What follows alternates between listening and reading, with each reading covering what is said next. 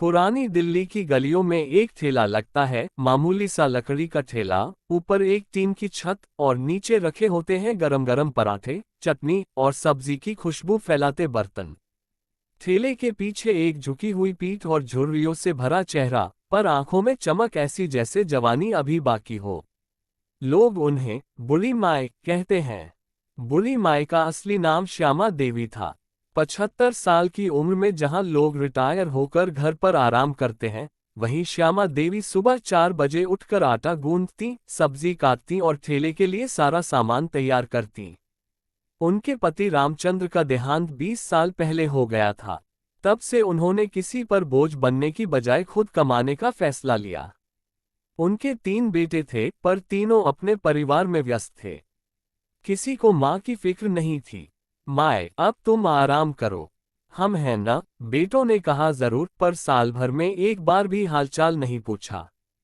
श्यामा देवी को सब समझ आ गया था। संघर्ष की शुरुआत आसान नहीं थी। उनके पास ना कोई दुकान थी, ना जगह, ना संसाधन। बस कुछ बचत थी और एक पुराना ठेला जो रामचंद्र कभी कबाड़ी से लाए थे। श्यामा देवी ने उसी ठेले को साफ किया, टीन की छत लगवाई और एक चूल्हा लगाया। पहले दिन उन्होंने आलू के पराठे बनाए, मिर्च की चटनी और हरी धनिया की चटनी। एक बाल्टी में आम की लौंजी भी रखी। ठेले की शुरुआत चावड़ी बाजार के नुक्कड़ पर हुई। पहले दिन मुश्किल से 3 पराठे बिके। दूसरे दिन भी कुछ खास नहीं हुआ। तीसरे दिन एक ऑटो वाला बोला, अम्मा, पराठा तो बढ़िया बना है, आपके हाथों में स्वाद है। बस यही बात धीरे धीरे पूरे इलाके में फैलने लगी। 2 महीने बाद बुढ़ी माई के ठेले पर रोज लाइन लगने लगी। ऑफिस जाने वाले लोग, रिक्शा वाले, मजदूर, यहाँ तक कि कॉलेज के लड़के लड़कियां भी उनके परांठों के दीवाने हो गए। श्यामा देवी रोज 5 किलो आटा गूंथती, 4 तरह की सब्जी बनाती, आलू, टमाटर, भिंडी, लौकी और चने की सूखी सब्जी। एक ग्राहक था, ईशांत, जो हर दिन उनका खाना खाता और फिर चुपचाप चला जाता। एक दिन उसने पूछा, अम्मा, आप इतना काम अकेले कैसे करती हैं? माई मुस्कराए, बेटा, पेट की आग और आत्मसम्मान की आग दोनों एक जैसी होती है। बुझाने के लिए मेहनत करनी पड़ती है। एक दिन ईशान ने माई की कहानी और उनके ठेले की तस्वीरें इंस्टाग्राम पर डाली।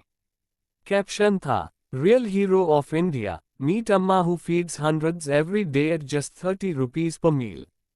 तस्वीरें वायरल हो गईं। अगले ही हफ्ते एनडीटीवी और एक यूट्यूब चैनल ने उनका इंटरव्यू लिया। पूछा गया, माए, इतनी उम्र में आप ये सब कैसे कर लेती हैं? माई ने जवाब दिया, जब परिवार छोड़ दे तब खुद को संभालना ही पड़ता है।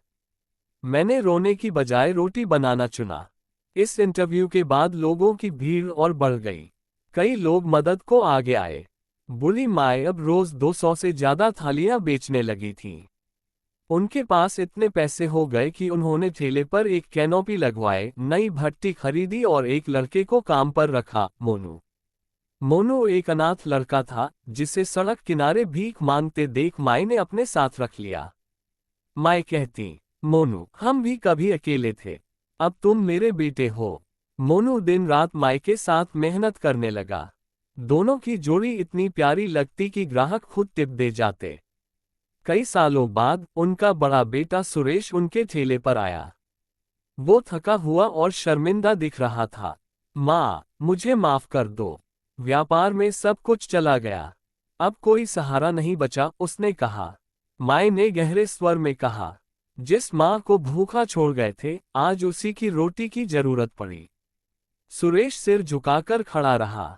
माई ने पराठा उसकी थाली में रखा और बोली, खाओ बेटा, माँ की रोटी में कोई शर्त नहीं होती।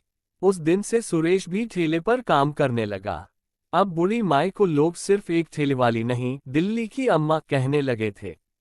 एक एनजीओ ने उन्हें समानता पुरस्कार दिया। राज्य सरकार ने उन्हें महिला सशक्तिकरण की मिसाल बताते हुए मंच पर बुलाया। एक मंत्री ने कहा, आप जैसी महिलाओं से हमें प्रेरणा मिलती है।